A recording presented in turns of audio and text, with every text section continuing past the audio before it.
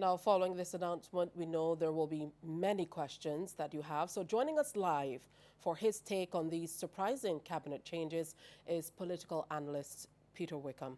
Mr. Wickham, thanks for joining us, first of all. Hi, Tisha. Good to be with you. Interesting afternoon in politics. Absolutely. What are your Mm. thoughts initially on these changes? Yeah, I mean, there's several thoughts. I think one to start firstly with the Marcia Caddell's well decline. One could say her decision to step down from cabinet. As I understand it, it was her decision. I think it's regrettable to the extent that I personally thought that she was a good minister and she was a superior intellect that the government of Barbados and the Barbados Labour Party benefited from. This is not the first time she has opted out of cabinet. It's the second time, and I suspect that her path back to political centrality will be a lot more difficult this time around. So for me, that is some level of disappointment.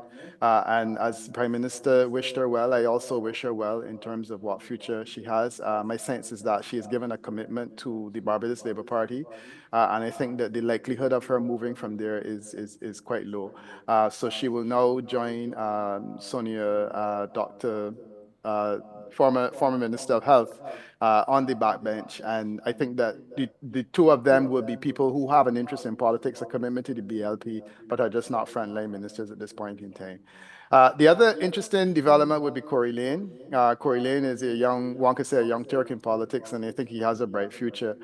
He too has asked to be relieved of his responsibilities, and I think it's important that we note that both of those persons have asked to step down as opposed to being fired. And I think that his decision to focus on his family at this point in time is something that's also quite commendable. It saves the Barbados Labour Party from having to deal with questions of whether or not it is being hypocritical. He has not been charged with anything, but nonetheless, he's been interviewed by the police, and the argument could be put that it is useful that the police be given a free hand to have a full investigation, raise whatever questions they have, and for him to be able to defend himself. And I think that it's also commendable that he's taken a mature decision politically to say, look, let me step back, and there will be a point in time in the future, I'm sure, when he will step forward again.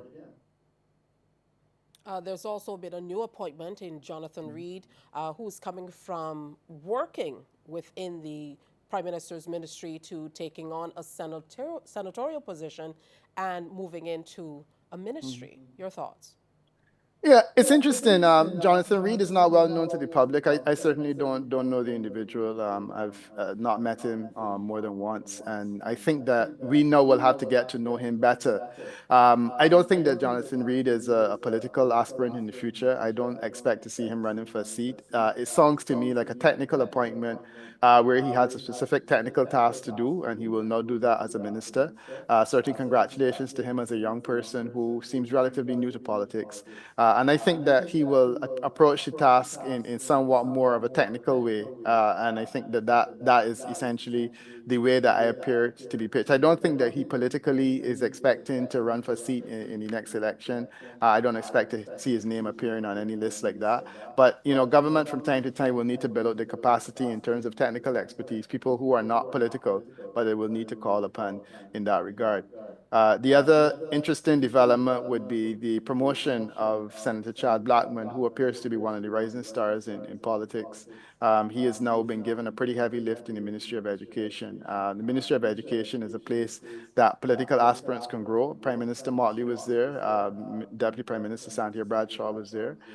He's now been given that awesome responsibility. It's a whole lot of money to spend, and it's a whole lot of responsibility. And I wish him well. But certainly, it is a heavy lift for him as a minister now coming into his own, coming out of the office of the Prime Minister and taking on that responsibility.